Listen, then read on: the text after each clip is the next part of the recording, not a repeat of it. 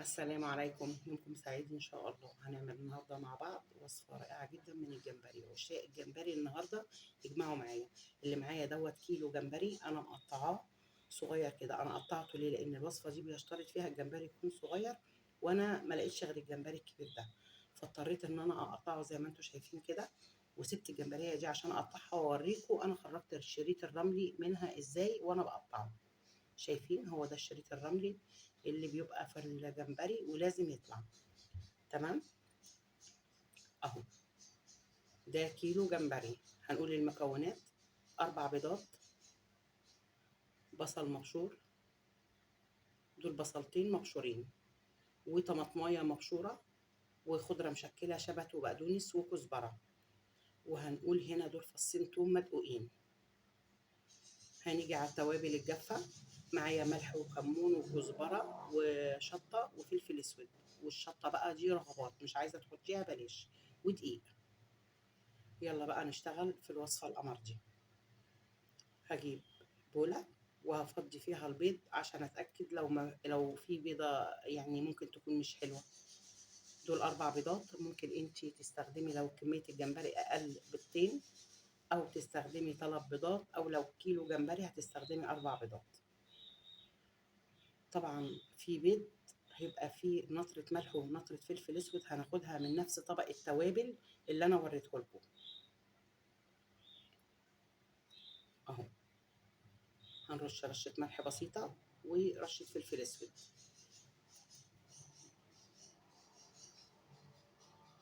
وهنرب البيض بالشوكة اهو كده. احنا بنحضر الشغل عشان لما نيجي نطبق الوصفة تبقى سهلة علينا. احنا قلنا دايما تحضير الشغل بيسهل علينا اي حاجة بنعملها. هجيب بولة وهقول بسم الله، واول حاجة هنزل فيها الجمبري. في ناس كتير ممكن تكون بتعمل اقراص الجمبري دي وما بتحطش اضافة الطماطم اللي انا حطاها، ولكن جربي اعمليها من غير طماطم، مرة تانية جربي ان انت تحطي الطماطمية المبشورة دي، هتديكي طعم رائع. نزلت بالجمبري، حطيت فصين التوم. هبتدي انزل دول بصلتين مبشورين على كيلو الجمبري، بصلتين يعني كبار. ودي طماطمية كبيرة انا بشراها. دي بقى اضافة الشيف هالة السويسي، وجربوها الطماطمية جربوها. وخضرة مشكلة شبت وكزبرة وبقدونس. هتاكلي قرص جمبري هتحلفي بيه عمرك كله. ده اكل السويسه بقى اللي ما يختلفش على اتنين. لما نحب ندلع نفسنا نعمل وصفه من وصفات الجمبري اهو. ومحدش كلها من ايدي الا لما قال لي ما شاء الله. قلبتها وهنزل بالتوابل الجافه كلها وهنقلب. الريحه رهيبه من قبل ما نشتغل يعني على النار، والريحه رهيبه. هنيجي هنا هناخد الدقيق وهنقول بسم الله. ادي 1 2 3 4 معالق هرميين، وممكن كمان تحطي 5 أو 6، بس أنا اكتفيت ب4. وهنقلب كويس جدا. هنا يا جماعة البيض والدقيق عملية الربط للأقراص ديت إن هي لا يمكن تفك منك. هنزل بالبيض وهبتدي أقلب كويس جدا لحد ما أخلط كل ده في بعض. شايفين؟ اللهم بارك، الريحة بجد رهيبة جدا. هقول إن في ناس بتقلي بالمعلقة. أنا بقى بقول لكم لأ، مش هيطلع قرص زي ما انت عايزه. جبت الطبق كده وحطيت فيه حبه زيت اهو، وهعوز في ايدي في صوابعي كده زي ما انتم شايفين، وهبتدي اعمل قرص زي الطعميه اهو. شايفين؟ واضح ليكم طبعا، انا بوريكم قبل ما اشتغل على البوتاجاز اهو. لكن المعلقه مش هتديكي قرص جيد، هتلاقيها مكعبره كده في بعضها. ايدي كده زي ما شفتوا، معلقه لا. هاجي انا اقول بسم الله وهختبر سخونيه الزيت، وهبتدي احط ايدي في الزيت زي ما باين لكم كده، وهروح على البوله اللي فيها الخلطه بتاعه اقراص الجمبري، وهبتدي اعمل قرص زي قرص الطعميه وهقول بسم الله وهنزل في الزيت. اهم حاجه الزيت يكون سخن. انا مش شغاله على نار عاليه، على اصغر عين عندي وناره عاليه، يعني نار العين الصغيره مش موطيها او مهديها، لا عاليه زي ما هي كده. طبعا كلنا عارفين لما بنيجي نقلي اي حاجه اول طاسه بتاخد وقت، تاني طاسه بتطلع معانا على طول. طبعا كل ست بيت عارفه كلامي ده، ان لما بنقلي اول طاسه في اي حاجه بتاخد وقت معانا. هنا الجمبري مش هيجلد معاكي لان انت عامله له ايه يعني، عامله له غلاف اللي هو البيض والدقيق. شايفين؟ عمر الجمبري ما هيعض معاكي او هيجلد. بختبر انا كده، بشوف اللي لونه غير هقلبه اهو.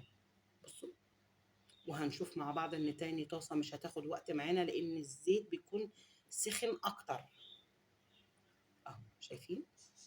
انا بتاخر كده وبقلب. انا مش عارفه اقول لكم الريحه هنا ايه، جربوا وانتوا تعرفوا الريحه ايه.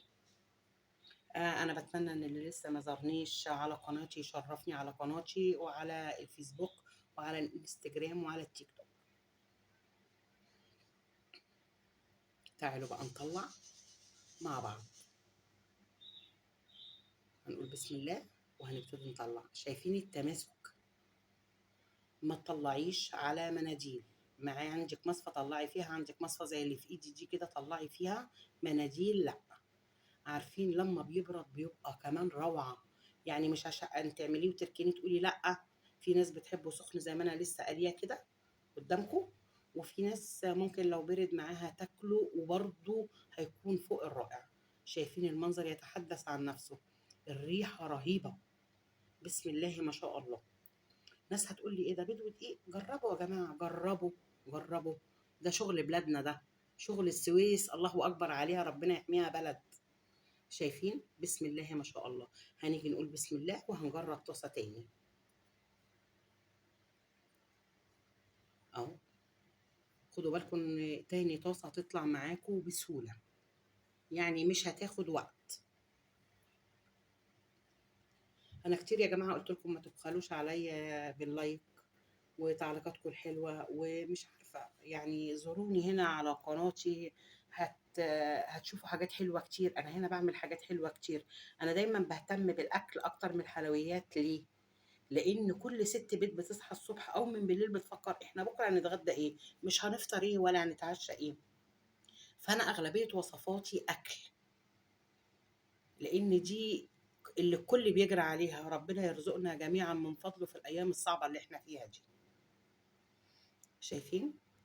والله اللي هيجربها هيدعي لي. انا بتمنى يكون في جهاز كده يوصل لكم الريحه اهو. شايفين؟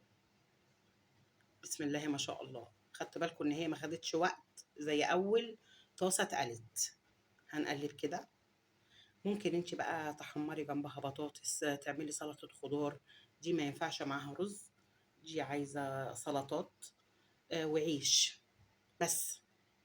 ده اللي بقى معايا في البولة هقليه، وده اللي في الطاسة. طلعنا طاسة ودي تاني طاسة. بسم الله ما شاء الله. تعالوا بقى نطلعها مع بعض. شايفين؟ ولا أروع من كده. ايه اللي اتفك اهو.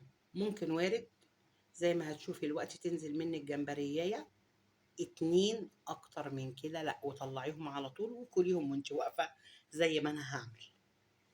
شايفين؟ حتى الزيت رايق، والزيت ده انا كنت على فكره قاليه فيه جمبري قبل كده. نفس الوصفه دي كنت عاملاها بس ما صورتهاش. يعني الزيت دوت وزودت عليه، صفيته وزودت عليه. شايفين؟ اهو قمر جمبريتين هم وقعوا وهجيبهم. منظر اهو. بصوا في المصفى بيتحدث عن نفسه. كده انا خلصت. عملت ايه النهارده بقى؟ مع قراص الجمبري دي طبعا هيكون في عيش. عملت احلى سلطه طحينه، واتفرجي على منظر الطحينه وهي نازله. طحينه هاله. اللهم بارك. طبعا الطحينه دي فيها فصين توم عشان ده جمبري. انا بتمنى ان الوصفه تعجبكم وتنول اعجابكم، وتقولوا لي جربوا ليها وتقولوا لي ايه رايكم. وما تبخلوش عليا باللايك وتعليقاتكم الحلوه. ادم هنا بيحاول يدوق. بصوا، اول حاجه لازم ادوق ادم طبعا، ده اللي في القلب. شايفين؟ اللهم بارك. دمتم بكل عافيه، فدتكم بعافيه. مع السلامه.